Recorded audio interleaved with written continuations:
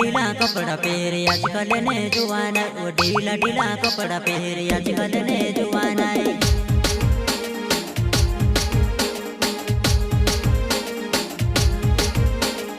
ढीला ढीला कपड़ा पहरे आजकल ने जुआना ओ ढीला ढीला कपड़ा पहरे